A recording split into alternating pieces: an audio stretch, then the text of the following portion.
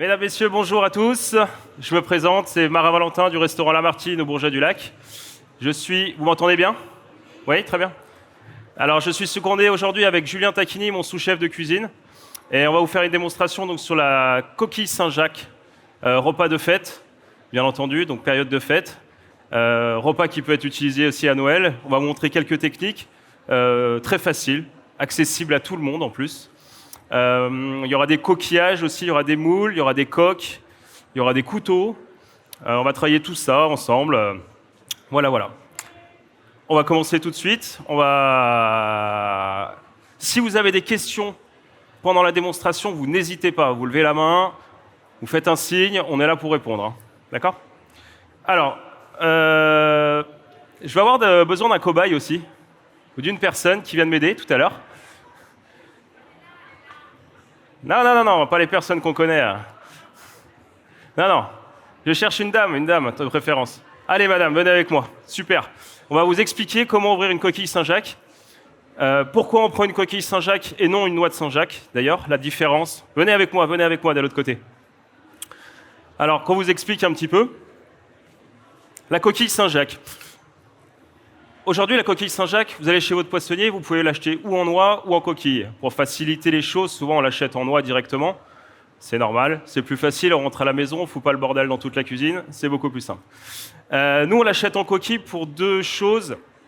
La première, c'est que, bien sûr, la coquille qui vient de la baie de Seine, le temps du transport, elle est dans la glace. Et quand elle arrive jusqu'en Savoie, elle est un petit peu abîmée par la glace et elle s'est un petit peu gorgée d'eau. Nous, du coup, on l'achète directement en coquille. Et du coup, elle est protégée jusqu'ici. Ce qui permet aussi à la cuisson qu'on a on a une coloration qui est beaucoup plus belle et une fraîcheur elle est beaucoup plus ferme. Enfin, on a une autre qualité encore. Donc, ce qu'on va faire, c'est que... Est-ce que vous savez déjà ouvrir une coquille? Vous l'avez déjà fait ou pas? Je l'ai déjà fait, mais mal. Mal? Ah non. Non, mais c'est plus simple que les huîtres. Donc, ce qu'on va faire, on va vous donner des gants. Où est-ce que je les ai mis, les gants? Non. Ah ouais, vous donnez un torchon, regardez. Je vais vous en montrer une. Hop. Alors, pour ouvrir une coquille, c'est très simple. On a la face avant, la face arrondie sur l'arrière. On vient sur le côté. Est-ce que tout le monde voit bien d'ici? Je me mets au-dessus de l'évier parce que ça risque de couler un petit peu. Ok, super. On rentre légèrement sur le côté. Alors, au préalable, bien entendu, les coquillages, il faut qu'ils soient frottés avec une petite brosse pour enlever le maximum de coquilles ou d'impuretés et après être rincés. Comme ça évite de mettre des impuretés sur la noix de Saint-Jacques. On vient sur le côté et en fait, on fait le levier. Vous prendrez un torchon tout à l'heure. Je vais montrer l'exemple comme ça. Hop. On fait le levier sur le côté et en fait, on vient ouvrir la coquille. C'est le nerf qu'on décroche, en fait.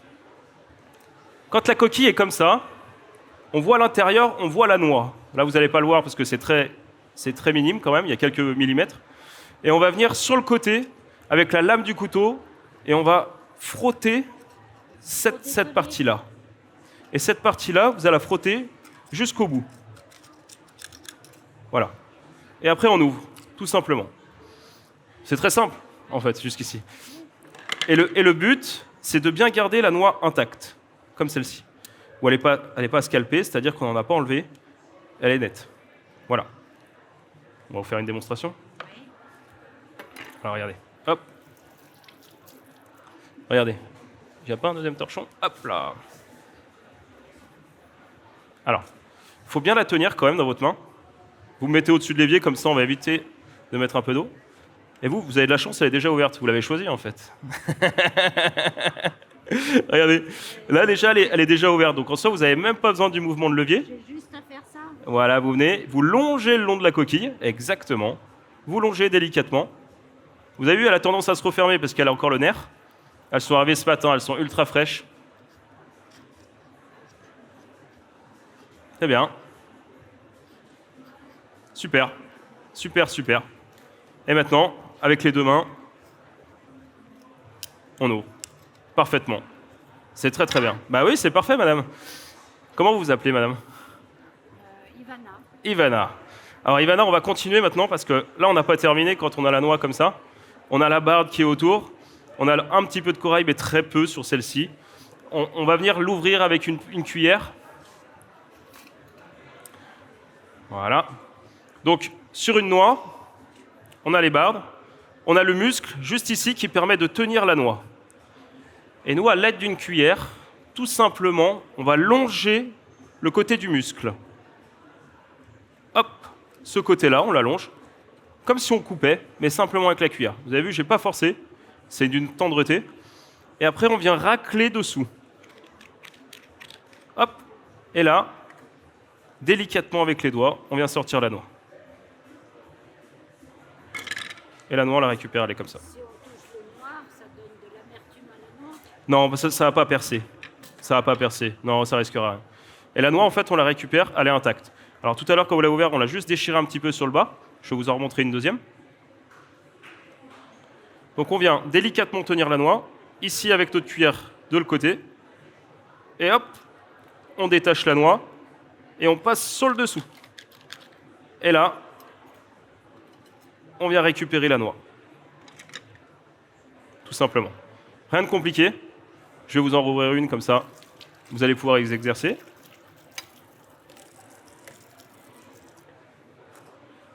Je vous en rouvre une comme ça. Hop là. Regardez, elle bouge encore. Ah oui. Et là, on le voit clairement qu'elles bougent encore. Elles sont arrivées ce matin, elles sont ultra fraîches. C'est à vous, Ivan. Non, bien entre la noix et le muscle. Juste ici. Voilà, à ce niveau-là. Et là, vous venez couper délicatement. Ne cherchez pas à aller dessous. Vraiment, allez jusqu'au bout de la coquille déjà. Voilà. Encore un petit peu. Il faut juste un petit peu encore. Et là, vous passez un petit peu dessous avec la cuillère. Vous venez racler le fond de la coquille. Parfait. Et maintenant, délicatement avec les mains, on vient récupérer. Et on la détache délicatement des bardes. Ah, elle est légèrement cassée. Regardez, on va la récupérer. Hop. Et vous venez la détacher délicatement. C'est vraiment faire avec délicatesse. Vous voulez en faire une ? Allez, hop là.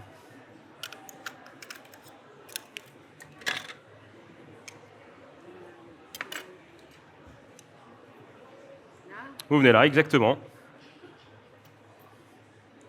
Vous venez bien sur le fond. Allez sur le fond, n'allez pas trop vite. Allez bien sur le fond, creusez. Coupez comme si vous la coupez. Et après, délicatement dessous. Voilà. Juste un petit peu plus haut, elle est encore un peu accrochée. Super. Et là, vous venez délicatement la récupérer.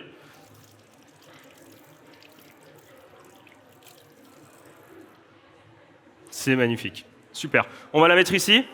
On va la garder. On va démarrer la deuxième étape parce qu'il y a un petit peu de réduction. C'est pour faire notre beurre fermier. Alors le beurre fermier, on appelle ça le beurre fermier, mais c'est un beurre blanc en fait. Et on utilise un beurre de très grande qualité qui vient de la ferme. C'est pour ça qu'on l'a appelé le beurre fermier. Alors on va démarrer avec Julien. Il va vous expliquer comment démarrer le beurre fermier. On va déjà récupérer des échalotes. Bien sûr. En premier temps. Je reste là. Je vais vous faire un retour. Je vous laisse retourner à votre place. Et puis si j'ai besoin de vous tout à l'heure, je vous rappelle. Merci pour elle. Bravo. Alors, pour démarrer le beurre fermier, en premier lieu, on va déjà éplucher l'échalote et on va la ciseler. Est-ce que tout le monde sait ce que c'est, ciseler une échalote? Oui. Alors, il y a deux termes qu'on entend très souvent dans la restauration, c'est ciseler et émincer. Ciseler, c'est vraiment couper en petits cubes, sans hacher l'échalote, c'est important. Et émincer, c'est quand on la taille en fines lamelles. C'est deux termes différents.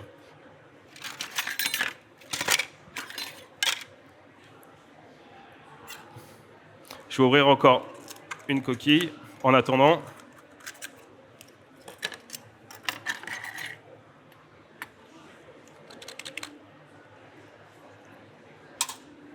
Super, je te laisse faire, Julien. Oui.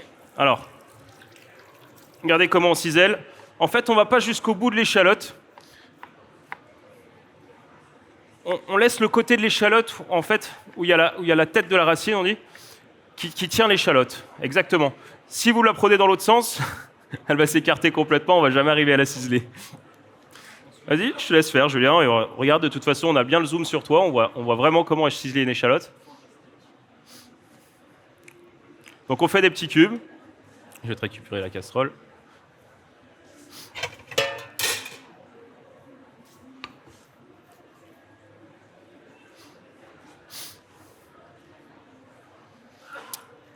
Et pour la réduction, au lieu d'utiliser du vin blanc, chose habituelle pour un beurre blanc, on va utiliser du vermouth. Le vermouth dry. Alors, pourquoi dry? C'est le vermouth qui est un peu tendu et non un vermouth sucré, comme on peut connaître sur un martini, blanc ou rouge, qui sont déjà sucrés. Le vermouth dry, c'est vraiment quelque chose qui est très tranchant. Et en plus, on a la chance, à Chambéry, on a Dolin et Routin, qui font un super vermouth, qui est très aromatique en plus. Et pour faire les beurres blancs, c'est encore autre chose. On a vraiment encore plus de goût. Donc on va utiliser ça pour... Non, je pense qu'il y en a assez.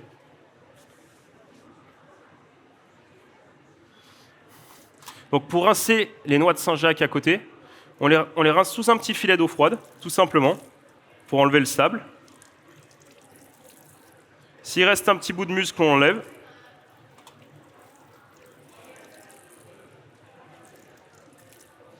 Et Julien, je te laisse démarrer la réduction.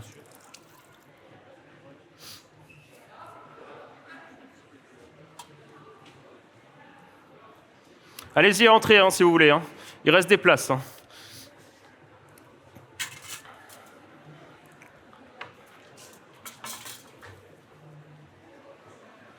Alors, on met une petite noix de beurre pour démarrer et on va faire suer nos échalotes.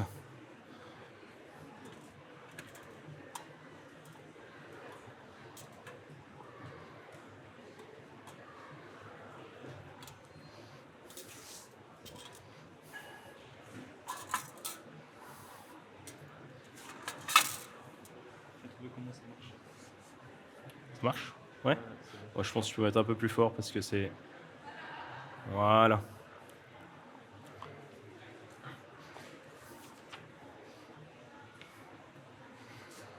petit peu loin pour débarrasser.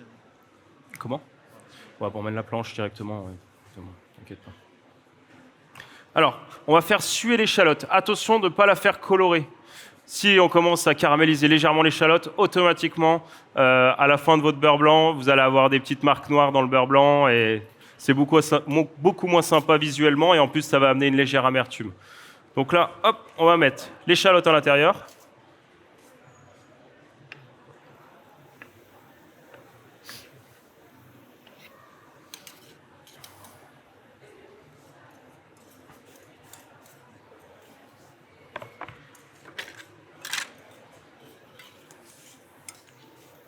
Donc on fait suer. Suer, ça ne veut pas dire très fort, c'est vraiment juste la rendre translucide. Après, on va mettre le vermouth et à peu près, on réduit de 2/3 le vermouth, à peu près de 2/3.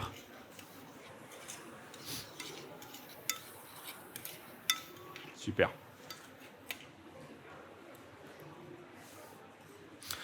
Alors, dans un deuxième temps, tant que la réduction se fasse naturellement et tout doucement, on n'a pas besoin d'avoir une forte ébullition pour pas éviter de perdre les arômes du vermouth. On va lancer le crémeux de céleri à côté. Donc il va lui falloir une deuxième casserole pour lancer le crémeux de céleri. Alors, on utilise beaucoup le céleri avec la Saint-Jacques, c'est très connu. Par rapport, ça s'accorde très très bien ensemble. Et en plus, on utilise la noisette avec. Quand on colore les Saint-Jacques, on dit que ça a une odeur de noisette. Quand on amène le céleri avec, et en plus les petites noisettes du Piémont ensemble, ça fait une très belle harmonie ensemble. C'est pour ça qu'on utilise ces goûts-là. Allez, on va pouvoir déglacer. Alors, je ne sais pas si vous... Ouais, vous voyez un petit peu.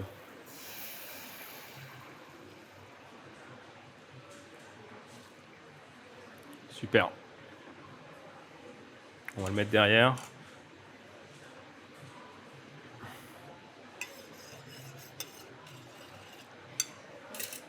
Okay. Je vais mettre un poil plus fort peut-être et on rebaissera après.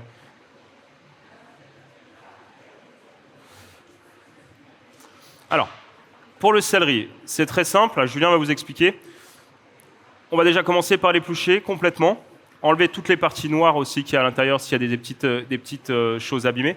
Alors, souvent, ça effraie les personnes, le céleri, parce que c'est un goût qui est assez fort, assez prononcé quand même, avec un peu d'acidité. Là, ce qu'on va faire, c'est qu'on va le cuire dans le lait. Et quand on le cuit dans le lait, déjà, il reste bien blanc. Et en plus, on adoucit un petit peu le céleri. Après, quand on va le mixer, on va le monter avec une noix de beurre. Tu peux commencer à l'éplucher, hein, Julien. On va l'adoucir avec une petite noix de beurre quand on va le monter. Ça va rendre un peu velours. Est-ce qu'il y a une personne qui veut essayer une coquille Saint-Jacques encore? Il m'en reste un petit peu. Ah, vous osez pas. Hein. Pas encore. Hein.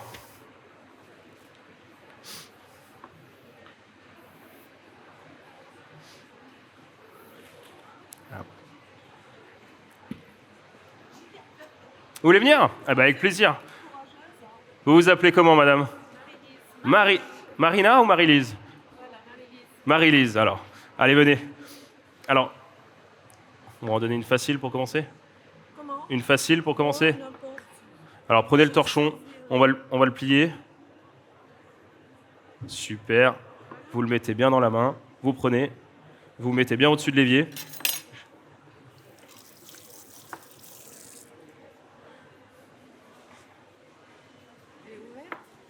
Elle est ouverte, vous avez pris le facile.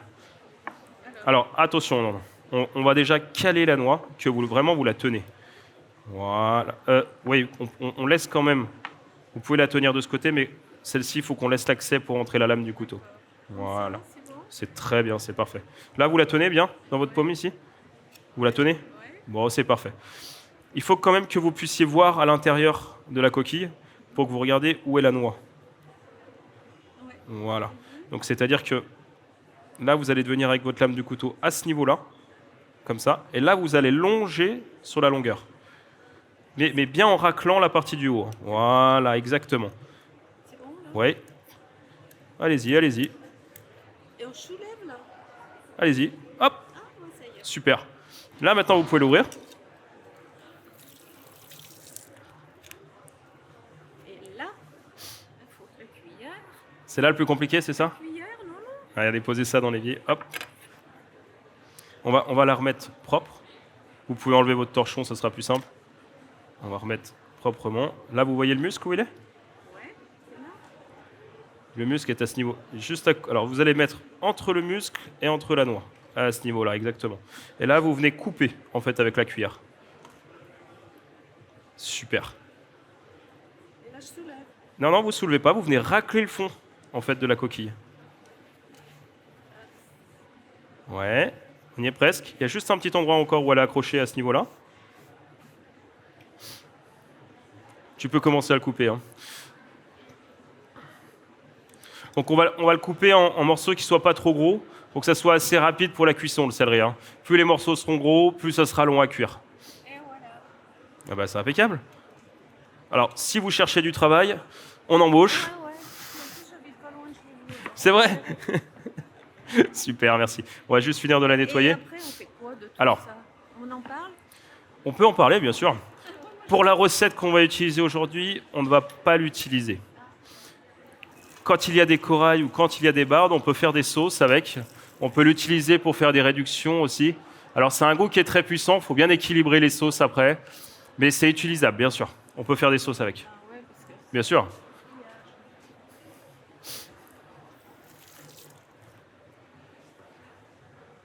Hop là.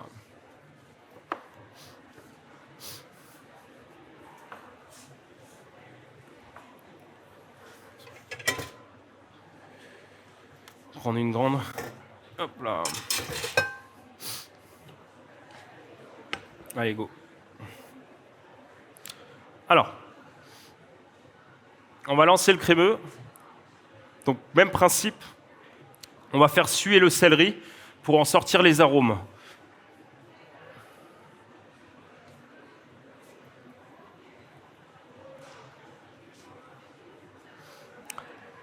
N'importe quel légume que vous utilisez, si vous ne voulez pas le faire cuire à l'eau, ou en tout cas vous voulez le faire cuire à la poêle, à partir du moment où vous le faites suer, c'est-à-dire faire à la poêle, à un moment où vous faites des sucs, c'est-à-dire qu'on concentre les arômes, on concentre les goûts. Et ça, c'est le top. Hein. Par exemple, même sur un topinambour, même sur d'autres légumes, c'est-à-dire qu'à partir du moment où on le poêle et qu'on le fait légèrement caraméliser, mais juste suer et caraméliser, on est vraiment au début de la caramélisation, là, vous avez le maximum d'arômes. Et ça marche pour n'importe quel légume, ça.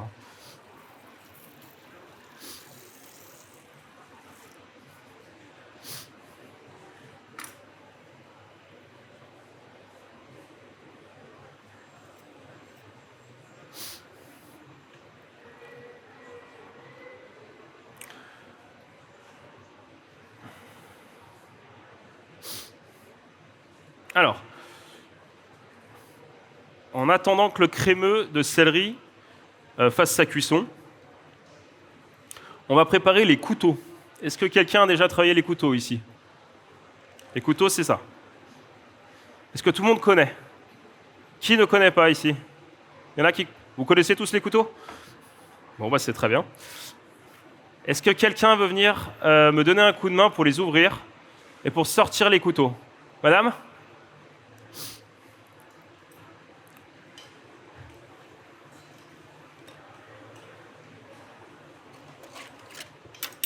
Alors, bon, je vais juste rincer l'évier. Hop. Vous vous appelez comment, madame? Nathalie. Ah, bienvenue, Nathalie, sur le plateau.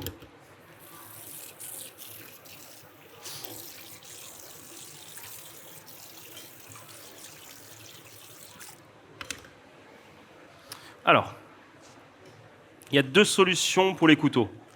Des fois, simplement en appuyant dessus, on va les voir sortir. Voilà, ils ont l'air capricieux. Donc on va prendre un petit couteau. On avait un petit couteau de fil, Julien, ici ou pas? On a uniquement celui-ci? Alors, on va venir dans la longueur et on va venir l'ouvrir.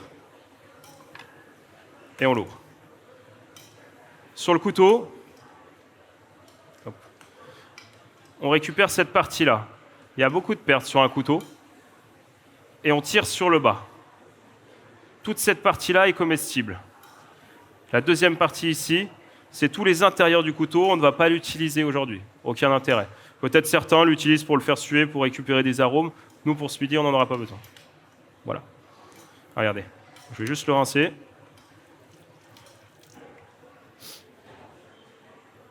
Et je vais vous laisser faire. Alors, comme je vous disais, il y a deux solutions. Si vous avez de la chance, il a envie de sortir. Ah, regardez, on le voit là.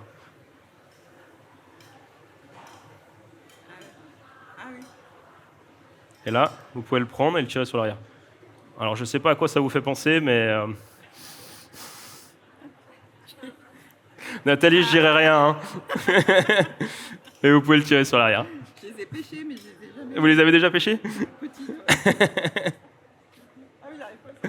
Vous le tirez, vous le descendez sur l'arrière. Vous le descendez sur l'arrière. Exactement. Et hop, vous le sortez. On le rince délicatement. Et on va le mettre ici. C'est juste pour enlever l'excédent si jamais il y a du sable sur la partie. Et on va les garder sur le côté. On va faire le petit dernier. Alors, de l'autre côté, pour le céleri. Donc le céleri est bien en train de suer. Il faut que je récupère le lait. Alors, il est capricieux celui-ci?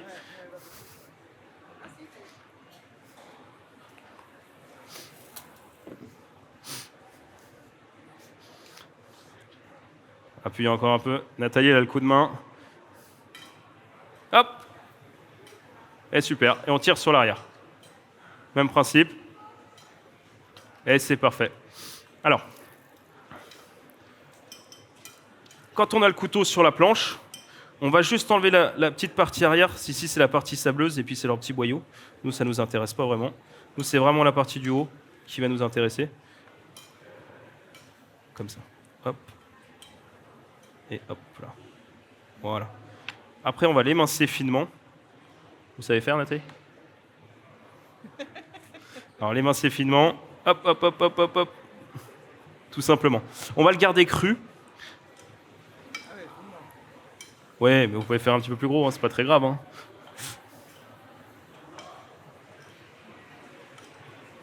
Je vous laisse faire.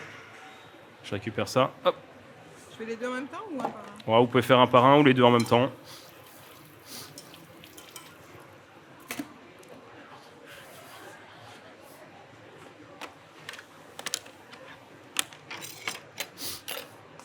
Alors de l'autre côté, Julien, il vient de mettre le lait dans le céleri. À hauteur. On le met bien à hauteur, qu'il soit quand même recouvert, pour que la cuisson soit homogène. Ne pas noyer le céleri. Si on met trop de liquide, on perd du goût, c'est le même principe. Il faut juste mettre la bonne hauteur pour concentrer les arômes aussi. Et on réduit le gaz. On réduit le feu. On réduit le feu, on monte à ébullition et après on baisse sur frémissement. Et ben c'est impeccable, Nathalie. On va mettre tout ça dans la petite cassolette qui est juste ici. Super.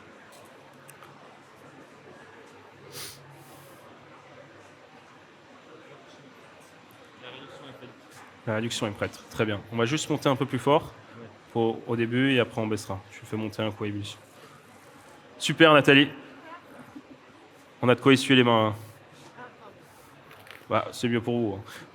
Celui-ci, il a eu les coquilles Saint-Jacques. Super. Alors, merci Nathalie pour tout. On peut applaudir Nathalie quand même pour les couteaux. Regardez, je le récupère.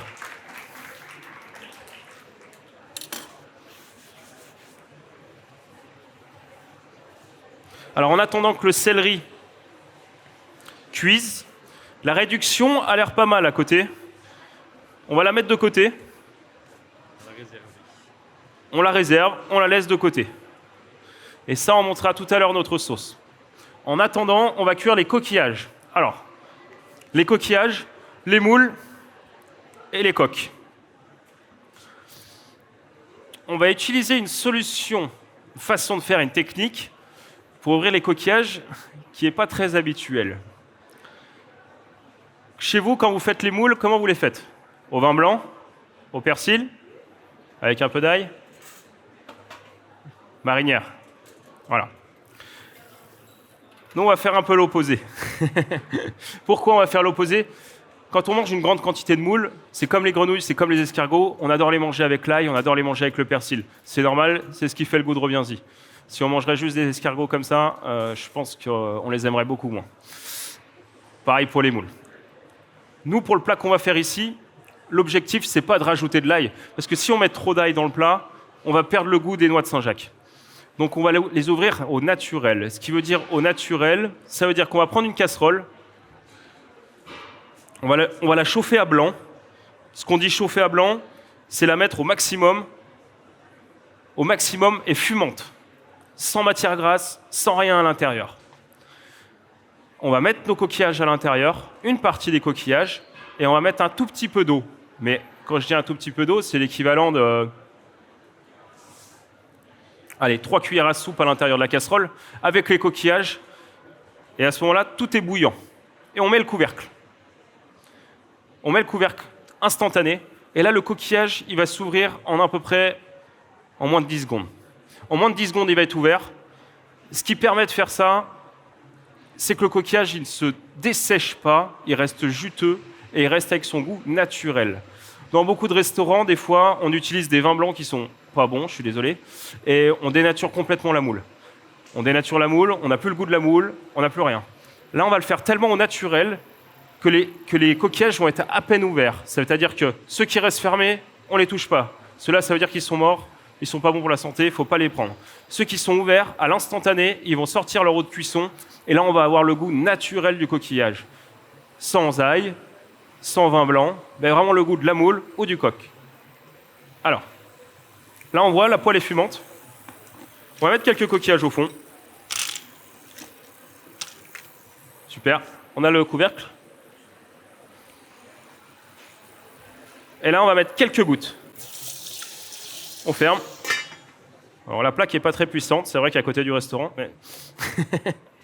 Et là, ça va avoir une réaction. C'est-à-dire qu'à l'intérieur, il faut compter à peu près une dizaine de secondes. Tout dépend de la puissance de la plaque en tour. On secoue légèrement.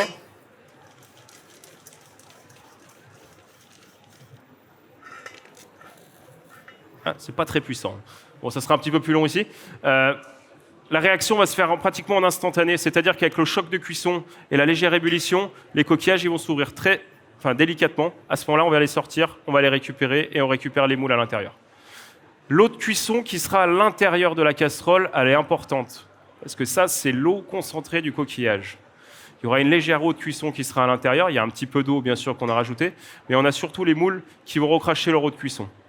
Et ça, c'est concentré en goût de coquillage qu'on va utiliser pour faire la sauce à la fin. Voilà. Donc c'est un petit peu plus long, j'ai l'impression, mais on les a déjà d'ouvertes. On en a déjà pas mal d'ouvertes à l'intérieur.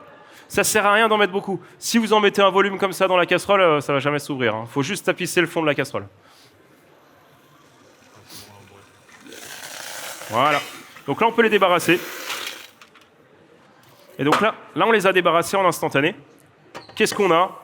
On a une moule qui est très épaisse, qui n'est pas déshydratée et qui n'est pas surcuite. C'est-à-dire qu'elle est juteuse. Et là, on a tout le goût au naturel. Dessous, on a quoi? On a de l'eau des coquillages qui est concentrée. Voilà. Celles qui ne se sont pas ouvertes, c'est pas grave, elles ne vont pas nous intéresser. Bon, celles qui sont partiellement ouvertes, on n'a pas de problème. On l'a vu, la fraîcheur, j'ai l'impression qu'elles sont toutes ouvertes, il n'y a aucun problème. Donc il n'y a aucun problème, elles sont toutes ouvertes. On a peut-être, non, même pas, elles sont toutes ouvertes. Donc. Hop, on va les récupérer, on va faire une deuxième opération. On va faire toutes nos moules et on va faire toutes les coques aussi. On va les récupérer pour faire la sauce.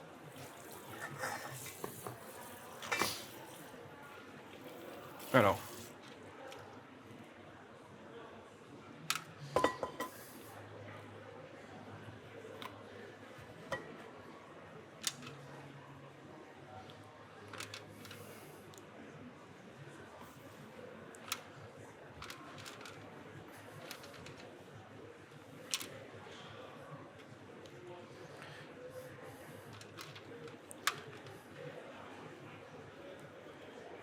Alors, si on ne trouve pas de moule ou si on ne trouve pas de coque, ce qui peut arriver chez notre poissonnier, on peut très bien utiliser des palourdes ou d'autres coquillages. Le fonctionnement est le même.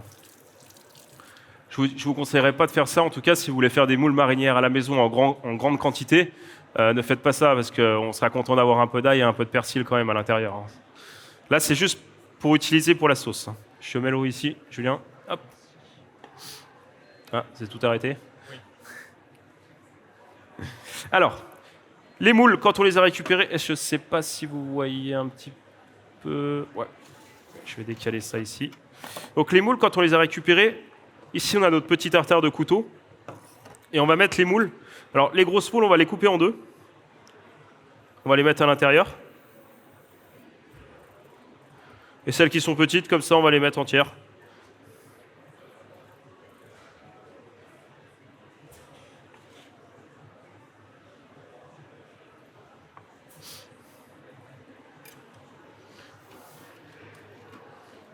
Alors que cette quantité-là, c'est très bien. On va en mettre 2-3 en plus. Le reste, on va l'utiliser juste pour la dégustation à la fin.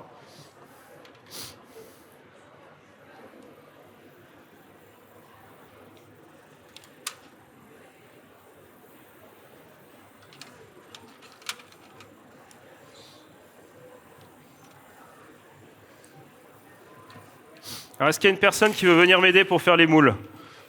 C'est très simple comme étape. Ah, tout le monde veut rester assis. Ah, madame.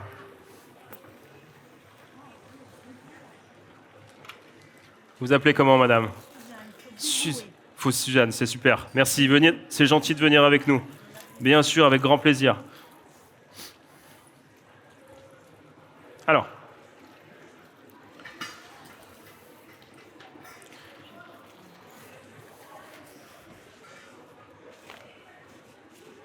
Merci, avec plaisir. On va remettre 3-4 moules à l'intérieur pour notre sauce tout à l'heure. Ouais. Julien va vous en remettre dans 2 minutes. Et les autres, on va les réserver de côté pour la dégustation à la fin.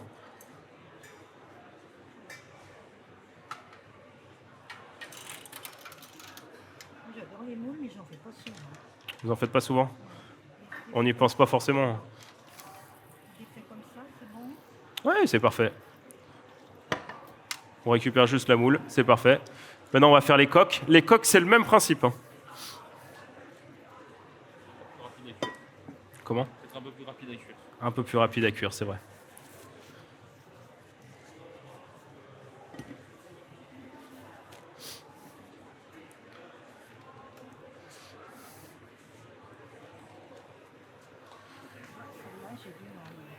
Celles qui ne sont pas ouvertes, on les ouvre pas. On cherche pas. Voilà, super. Alors, on n'a pas parlé des coquilles Saint-Jacques tout à l'heure. Il y a plusieurs catégories de coquilles Saint-Jacques. Souvent, c'est pêché au chalut. Nous, elles viennent surtout de la baie de Seine. Là, on est sur des catégories, c'est déjà des gros calibres. Après, la catégorie au-dessus, en coquille Saint-Jacques, c'est la Saint-Jacques de plongée. La Saint-Jacques de plongée, qu'est-ce que c'est? Ça porte bien son nom. On a des plongeurs qui vont directement ramasser à la main les coquilles, une par une, au fond. Bon, là, on a des catégories, c'est réservé vraiment à l'élite, c'est un petit peu hors de prix quand même. Et les noix peuvent être grosses comme ça. Et là, on parle sur des côtes françaises. Et aussi en Angleterre, aussi sur le nord de l'Angleterre, Il y a des coquilles Saint-Jacques qui s'appellent aussi la coquille Saint-Jacques, où là, on a vraiment des noix qui arrivent jusqu'à cette taille, à peu près. Ça, c'est assez extraordinaire. Ça reste uniquement là-haut. On a très peu de chances d'en avoir jusqu'ici. De toute façon, elles sont sûrement moins bonnes que les côtes françaises. Super, merci. Il y a encore quelques... Que les coques. Il n'y a plus que les coques? Eh ben, on va cuire les coques. Et puis après, combien de temps il reste sur le céleri? 5 minutes encore. Super. En attendant, on va monter la sauce à côté. Ouais, Suzanne, elle va finir nous aider avec les coques. Il y a du travail pour moi. Ouais, il y aura du travail pour vous, Suzanne. Après, on va faire les coques.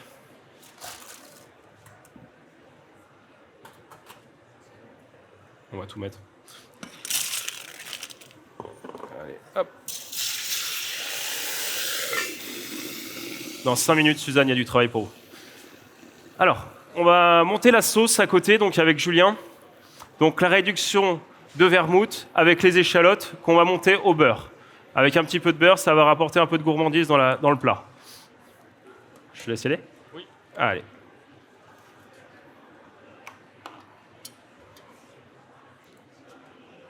On dit qu'il faut mettre le beurre bien froid, c'est vrai. Exactement. Le secret du beurre blanc, c'est les températures. C'est-à-dire que si les températures sont trop chaudes, votre beurre blanc il va trancher automatiquement. Il faut que le beurre soit bien froid et que votre liquide il soit chaud, mais pas trop non plus. Alors certains mettent quelques petites gouttes d'eau aussi, ça aide à favoriser un petit peu le démarrage aussi. Et après, il faut trouver l'équilibre. On n'est pas loin de la vérité. Après, il faut trouver l'équilibre de texture entre une sauce un petit peu nappante, légèrement beurrée, et on va mettre un petit soupçon de pamplemousse avec, qui va très bien avec la noix de Saint-Jacques. Super, on peut débarrasser. On va faire ça à deux. C'est le même principe.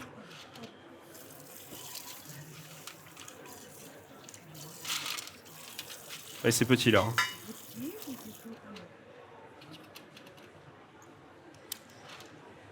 Hop, hop, hop. Et on va mettre ça à l'intérieur. Hop là. Ce qu'on va mettre, c'est qu'ici, on va en mettre une petite dizaine à l'intérieur. Hop, hop. Attention au préalable de bien nettoyer ces coquillages. Il peut rester du sable à l'intérieur, c'est important de les faire tremper. Nous, on l'a fait en amont avant de venir ici à la démonstration. C'est important de les faire tremper dans un grand volume d'eau. De bien les mélanger, de bien laisser le sable descendre et surtout de ne pas verser dans une passoire parce que sinon on remet le sable dessus. Et de bien récupérer à la main, les sortir et après les égoutter. Parce qu'on a tendance à vouloir verser là où on les a fait tremper et on remet le sable dessus en fait. Ah mais vous allez bien vite. Je vais vous embaucher aussi alors. Vous allez m'embaucher. Je connais d'ailleurs. Super. Vous aviez mis une petite toque à mon fils dernièrement. C'est vrai? Oui, oui. Avec ma nièce, c'était marrant. Le chef Valentin. Super. Toujours d'ailleurs. Ouais, ça fait des souvenirs. Super. Eh ben, merci pour l'aide en tout cas. Oui, c'est tout bon. C'est parfait. Voulez-vous rincer les mains? Allez. Alors on va monter la sauce, c'est parti? Merci. Avec plaisir. Merci pour tout et à tout à l'heure.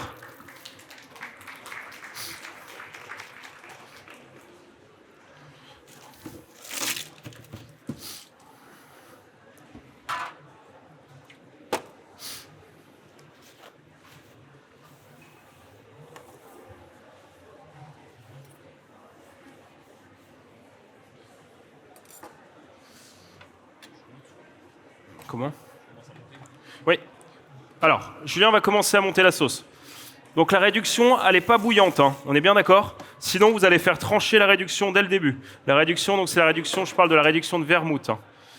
Là, je récupère l'eau de coquillage. Hop. Ouais.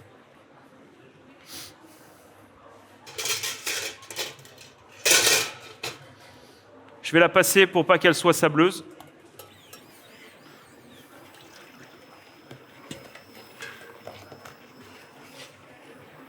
Alors, c'est parti. Commence à mettre un petit peu de beurre frais à l'intérieur.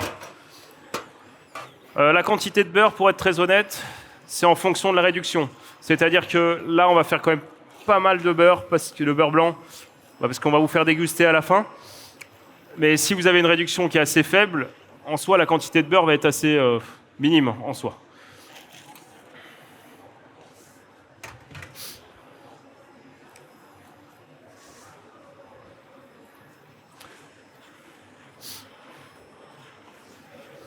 C'est une sauce gourmande, faut être honnête, mais c'est ce qu'on aime. Hein. Un plat sans sauce, c'est un petit peu fade. Alors, là on voit, donc déjà elle a blanchi, et la texture aussi est en train de changer aussi. C'est-à-dire que la texture devient nappante. On a bien laissé les échalotes à l'intérieur. Pourquoi les échalotes, on les laisse à l'intérieur? Ça amène un petit peu de peps à la sauce. Aussi, dans le vermouth dry, il y a une acidité qui est importante. Pourquoi il y a une acidité qui est importante, qui est utilisée pour nous, pour les sauces? Notre secret dans les sauces, c'est tout ce qui est vinaigre, acidité. Pourquoi? Parce que ça fait travailler les papilles. Ça fait travailler la langue, ça fait travailler les papilles. Vous avez tous sûrement déjà dû goûter des chips au vinaigre, par exemple. On a toujours envie de revenir avec. Pourquoi? Parce qu'il y a le vinaigre à l'intérieur. Le vinaigre, ça rappelle, ça fait revenir. Là, il y a une forte acidité aussi dans le vermouth qui est tendu. Donc c'est pareil, c'est ce qui amène à la sauce beaucoup de fraîcheur et l'envie d'y revenir, en fait. C'est pour ça qu'aujourd'hui, dans les nouvelles cuisines, il y a beaucoup de vinaigre ou beaucoup d'acidité. À chaque fois, c'est pour l'équilibre de fraîcheur. La fraîcheur, la fraîcheur, la fraîcheur. Comment? Un petit peu de beurre encore. Ah, un petit peu. Pas trop non plus. C'est important aussi d'avoir un beurre de qualité. Nous, ici, on utilise, au restaurant, on travaille essentiellement avec le beurre de la coopérative de Yenne. Il a beaucoup d'arômes. Aujourd'hui, sur le marché, c'est vrai que des supermarchés, il y a des beurres qui sont un petit peu effrayants. Faut faire attention quand même, il y a des qualités de beurre et qui sont d'ailleurs bien meilleures pour la santé que d'autres qu'il faut mieux éviter. Hein. Alors, là on va être pas très loin de la vérité.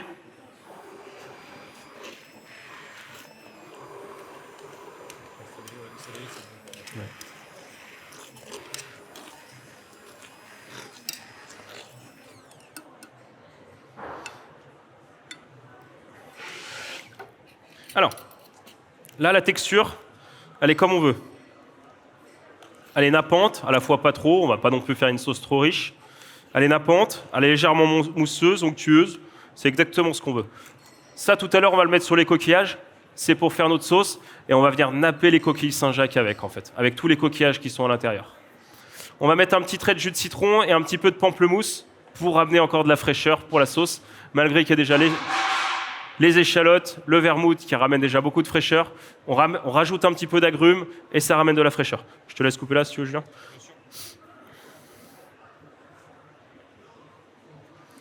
Après ça, on va mixer la purée de céleri. Et après cette étape-là, il ne restera plus que les coquilles Saint-Jacques à cuire, les noix en l'occurrence. Et après, on fera le dressage. Alors, un petit trait de jus de citron. À la fin, bien sûr, on goûte toujours, il faut rectifier un petit peu avec le sel. Et un petit peu de jus de pamplemousse.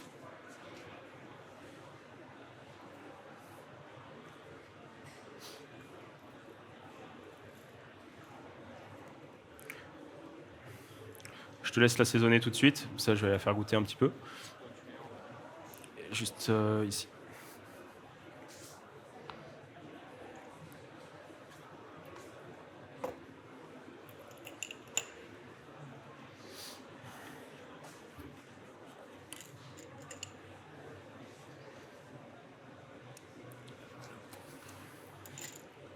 Un petit peu de sel. Ouais.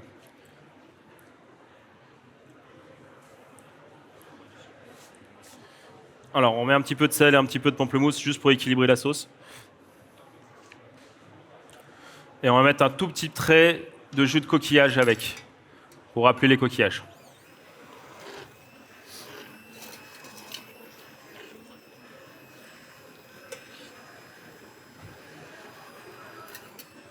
Il ne faut pas mettre trop de jus de coquillage, sinon votre sauce ne sera plus nappante et plus onctueuse. Vous allez perdre l'équilibre.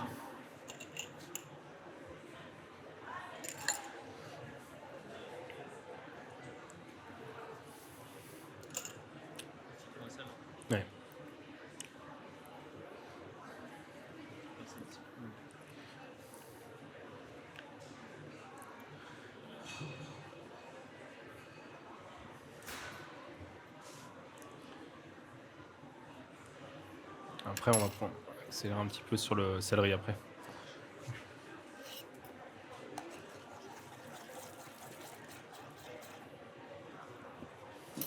Très bien. Ouais, c'est comme ça. Je vais passer avec quelques cuillères pour vous faire goûter. Et en attendant, Julien, il va commencer à mixer la purée de céleri. Donc rien de plus simple, la purée de céleri. Dans le mixeur, on mixe fortement. On rajoute un petit peu de liquide de cuisson, c'est-à-dire le lait qui est au fond de la cuisson. Et on rajoute une petite noix de beurre avec. Allez. Est-ce que quelqu'un voudrait goûter la sauce? Je récupère la cuillère.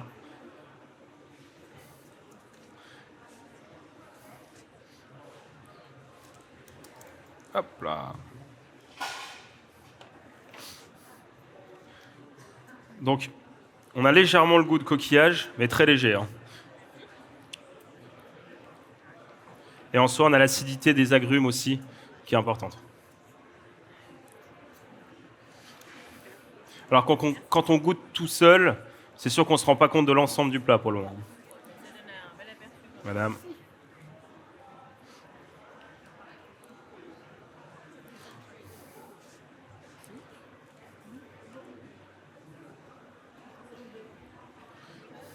Je vous récupère juste la cuillère. Hop là.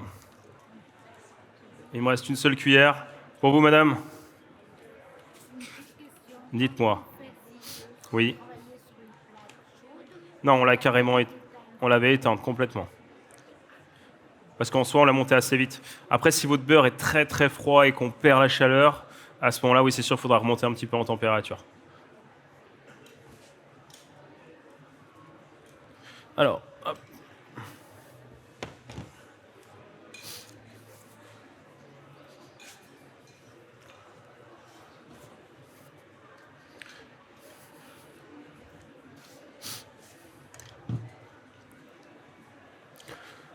Alors, en attendant que Julien il finisse la recette, il finisse la purée, je vais vous faire une petite démonstration.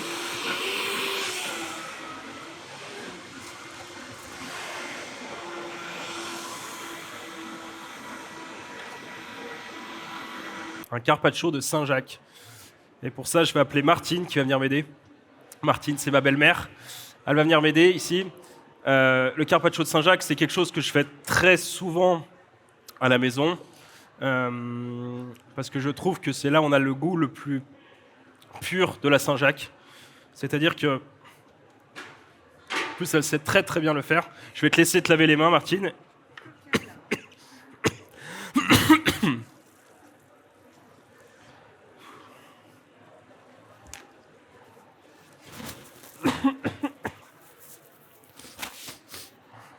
Voilà. Alors, le carpaccio de Saint-Jacques, c'est très simple. On fait des fines tranches et en soi, il n'y a pas besoin de beaucoup d'assaisonnement, à part un filet d'huile d'olive, un peu de fleur de sel et un petit zeste d'agrumes sur le dessus et quelques gouttes de citron. Alors, pour faire le carpaccio de Saint-Jacques, c'est très simple. Martine le sait le faire très très bien. On fait des fines lamelles.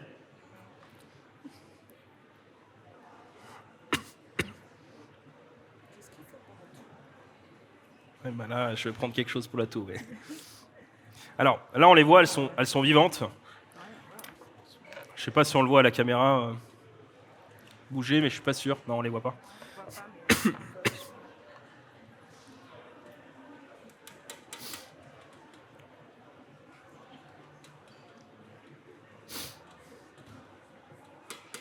Je te laisse faire, Martine.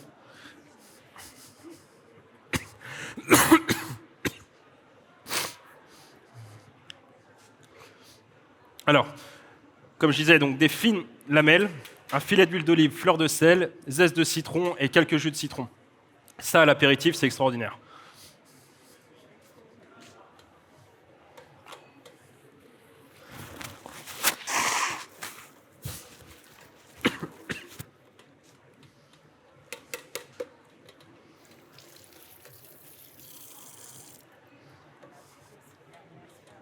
C'est pas grave, Martine.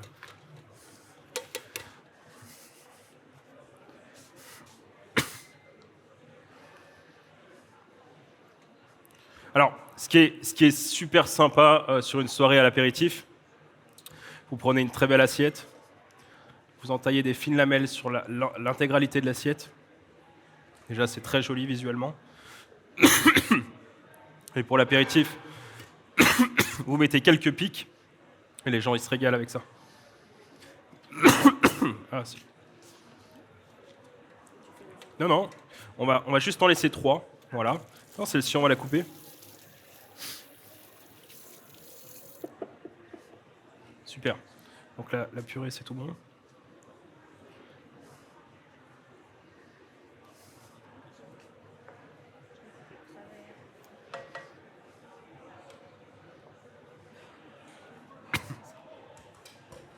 Super, c'est très bien, Martine.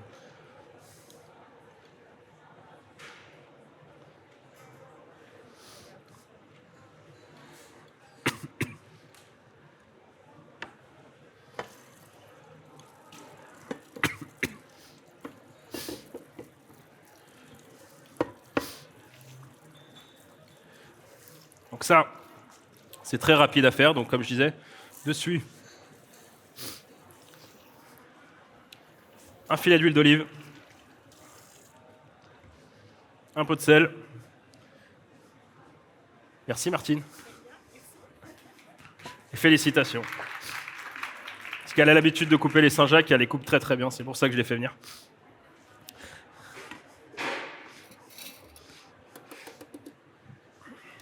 Et sur le dessus, donc un zeste de citron.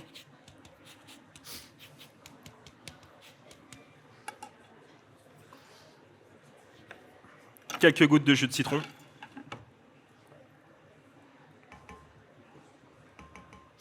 On va remettre un tout petit filet d'huile d'olive. Hop là.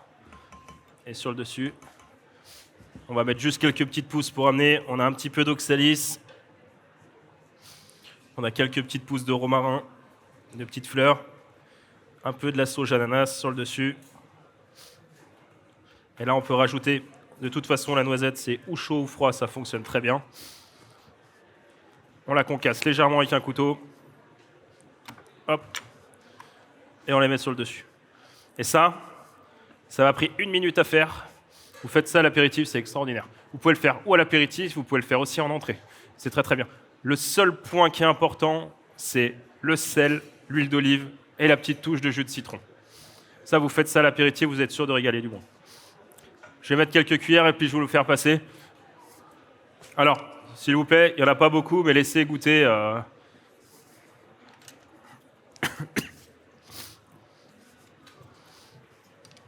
Hop là.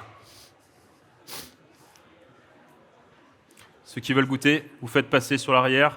J'ai fait goûter la sauce de l'autre côté tout à l'heure. Dites-moi. Ah bien sûr, c'est extraordinaire avec l'huile de noisette. L'huile de noisette, l'huile de noix, tout fonctionne.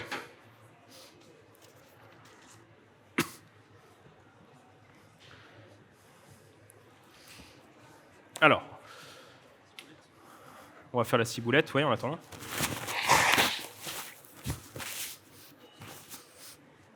Hop, excuse-moi Julien. On va faire la ciboulette et après on va cuire les noix de Saint-Jacques et on va finir par le dressage. La ciboulette, je vais m'en occuper. Et en attendant, je vais te laisser commencer à préparer pour cuire les noix. Alors, les 3 noix de Saint-Jacques qui sont ici. Pour cuire une noix de Saint-Jacques, il y a un sens. On ne les cuit pas dans n'importe quel sens. C'est la plus grande face connue. De l'autre côté, elle est arrondie, on va dire. De l'autre côté de la noix, elle est arrondie. Ici, c'est la face plate. La face plate, c'est la face qu'on va faire colorer le plus fortement possible pour donner ce côté caramélisé. Donc on va l'assaisonner. Je te laisse faire, Julien.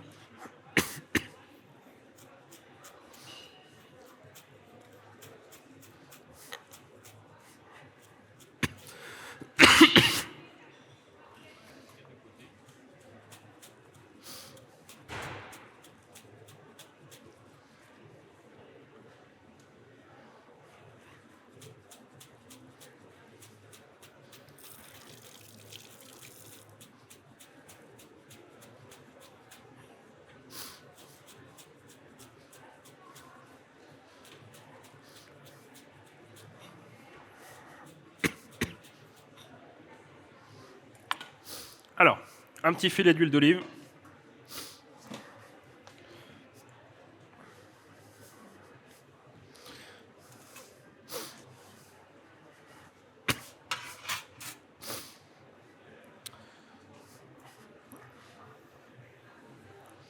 Allez, la texture est bien. On va juste la détendre un petit peu. Je descends légèrement ma purée parce qu'elle est un petit peu épaisse. Et après,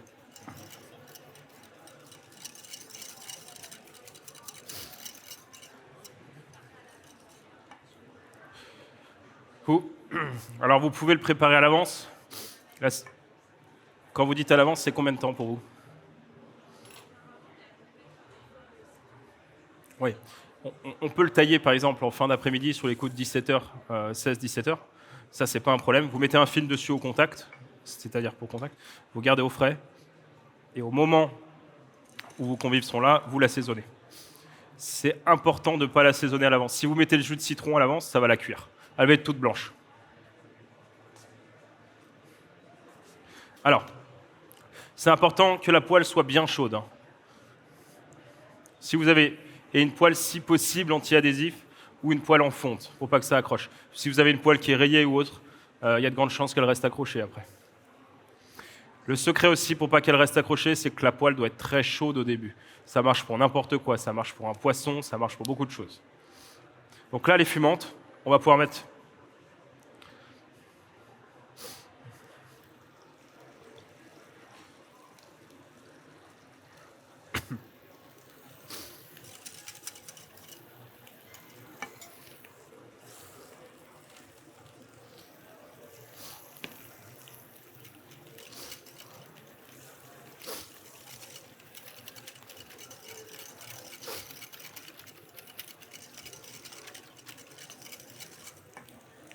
Super. Donc là, on sent qu'elle chante. C'est quand on dit qu'elle chante. Bien les marquer.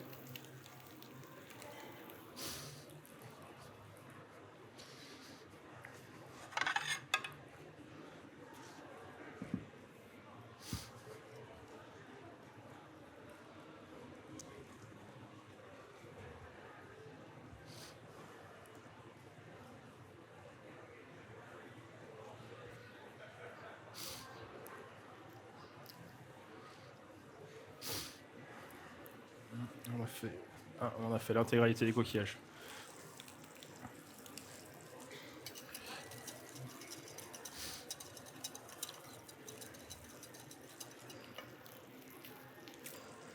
Alors, là, la coloration, je ne sais pas si vous voyez jusqu'ici, on commence à avoir une collerette légère. On va baisser légèrement, il a baissé, Julien. Donc la coloration, c'est fait au début. On a une collerette au début, et après, on va les retourner. Vous avez fini l'assiette? Parfait.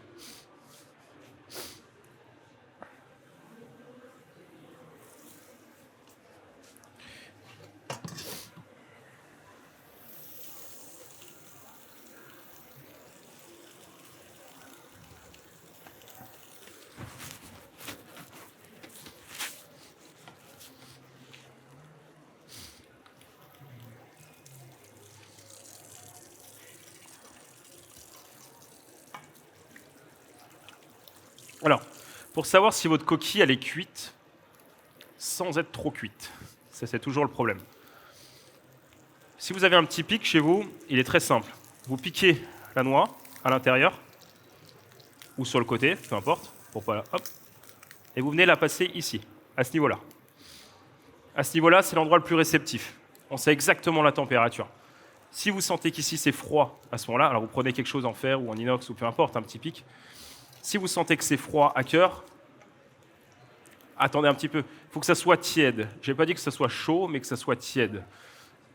La coquille Saint-Jacques, enfin la noix de Saint-Jacques, comme on le regardait tout à l'heure, elle se mange aussi bien crue que cuite. Ça ne sert à rien de la faire surcuire. Dans tous les cas, vous pouvez la manger tiède, c'est parfait aussi. N'essayez pas de la pousser trop. Là, on va même la sortir et on va la laisser tirer. Quand on dit laisser tirer, c'est qu'on va laisser la température venir à cœur. Voilà. Super.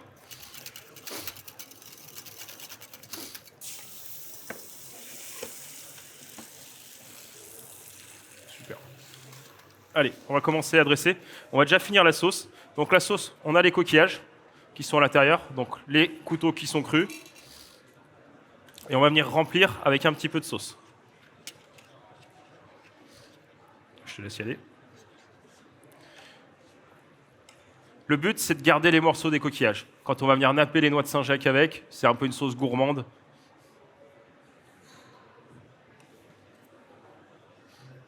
Voilà. On a juste mis à niveau des coquillages. On mélange un petit peu. On va mettre un petit peu de ciboulette à l'intérieur. Hop. On vient remélanger. Et ça, notre sauce, elle est prête. Sauce gourmande. Des morceaux, le petit beurre blanc. Ça, pour napper, c'est le top. Hop là.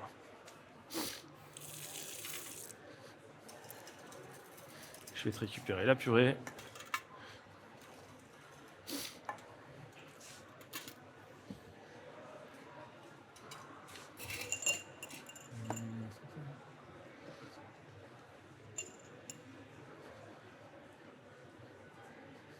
Alors.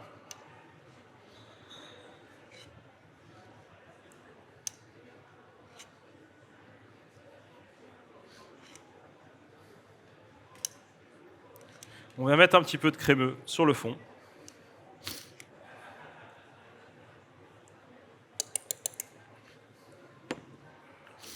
On va mettre les noix.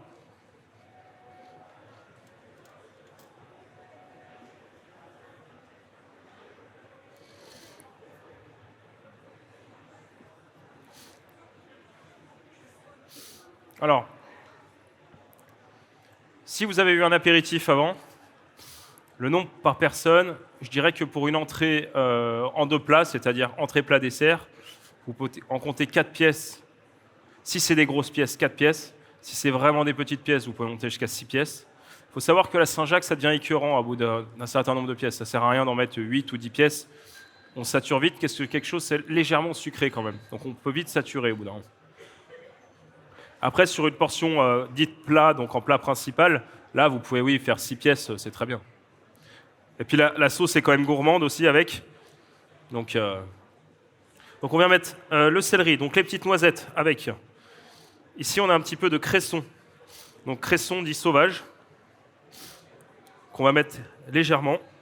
Le cresson, quel est l'intérêt de mettre du cresson? C'est ce côté poivré à l'intérieur.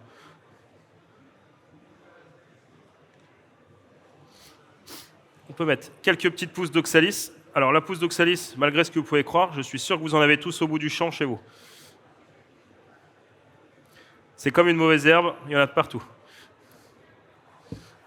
On va mettre un petit zeste de pamplemousse avec.